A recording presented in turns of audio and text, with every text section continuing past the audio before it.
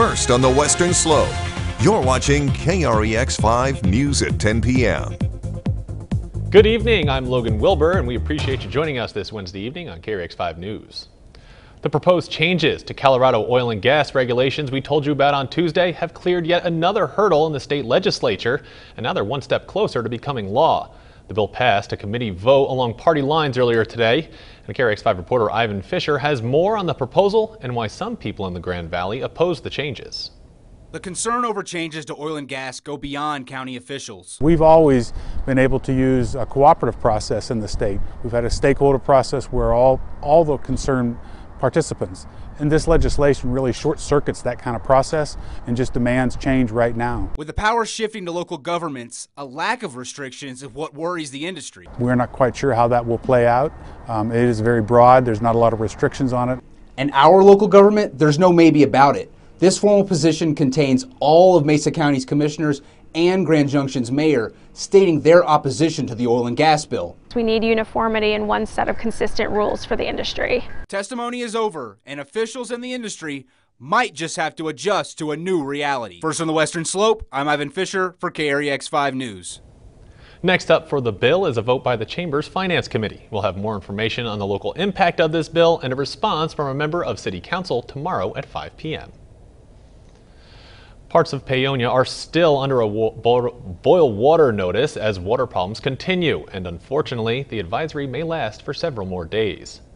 The map you see on your screen at the moment outlines for you parts of Paonia still under the water boil notice. Tracy Mock says she had to shut down her business for 4 days, leaving her employees and herself without pay. Thankfully, her restaurant is now up and running, but there are still many people in the area feeling these effects. My family members that live in town were coming to my house to take showers and do laundry because it was the only way they could. Some still needs to be flushed, and samples are expected to be pulled tomorrow. Knight also adds they may not hear back from the lab on those samples until Friday, so until then, the notice will still remain in full effect. Senator Michael Bennet announced a new bill aiming to improve the quality of life for lower and middle income families. The American Family Act is filled with tax credits and deductions for families with children. And Bennet says for too long the country has forgotten to help those in the country who need it most. We have spent since 2001 $5 trillion on tax cuts that have gone to the wealthiest people in America by and large. We've spent $5.6 trillion in the Middle East. That's $12 trillion we did not invest in American families.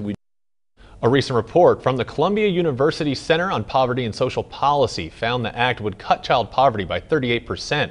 The bill would also increase young child tax credits to $300 per month for children under 6 and $250 a month for children under 17. There would also be tax credits for all individuals with children who earn less than $150,000 per year and all married couples with 2 or more children who earn less than $200,000 per year.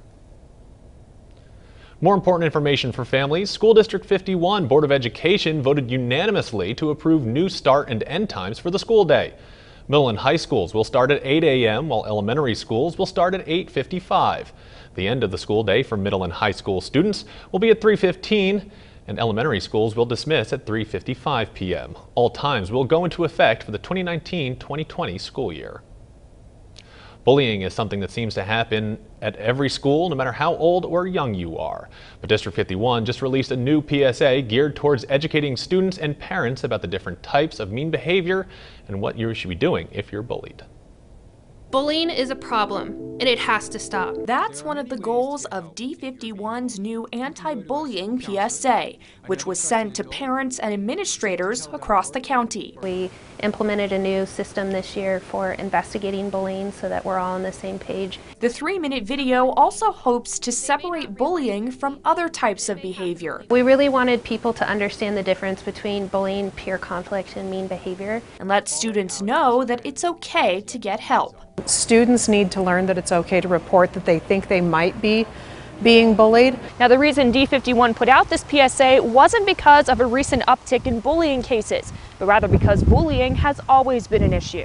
In order to make the PSA more relatable, the video was filmed at a local high school. We wanted to make sure that it wasn't just a stock video from you know, somewhere around the United States. We wanted it to be personal to District 51 and our students. They use the building and our students to film and to provide the footage. A place which, like other schools, has seen problems like this before. High school students have a lot more access to technology and social media, which is going to greatly impact the bullying. The video mentions key ways students can tell what bullying looks like. It's important for both students and parents to understand that there's different kinds of behaviors that we see. And then how to get help, including using the Safe to Tell line, another way to pass along information. Speak out. We can't fix a problem if we don't know what the problem is. Although bullying has evolved over the years, it's always been a part of going to school.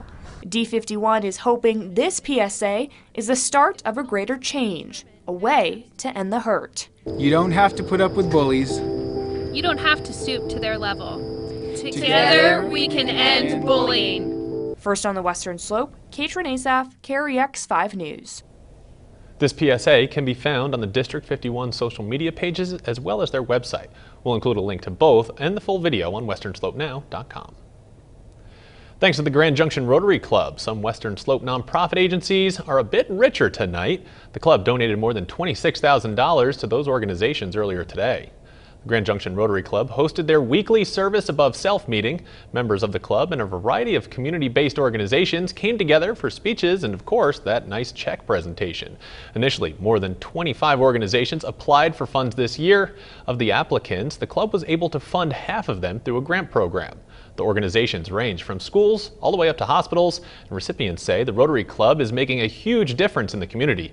More checks will be distributed to local nonprofit organizations by the Grand Junction Rotary Club throughout the entire month of March. Former Colorado Governor John Hickenlooper is seeing great financial support after announcing he will run for president in 2020. The Hickenlooper campaign raised over $1 million in less than 48 hours since releasing a video with his announcement. His campaign says it received donations from all 50 states. Hickenlooper is one of 14 Democrat candidates with eyes on the 2020 presidential race. Search warrants released today reveal more about the murder of Kelsey Barrett, the Colorado mother who was last seen on Thanksgiving Day. Patrick Frazee, Barrett's fiance, is being charged with her murder. Information from search warrants includes a Facebook post on Thanksgiving Day from a woman with the same name as Patrick Frazee's mother saying, "Yay, the witch is dead." Crime scene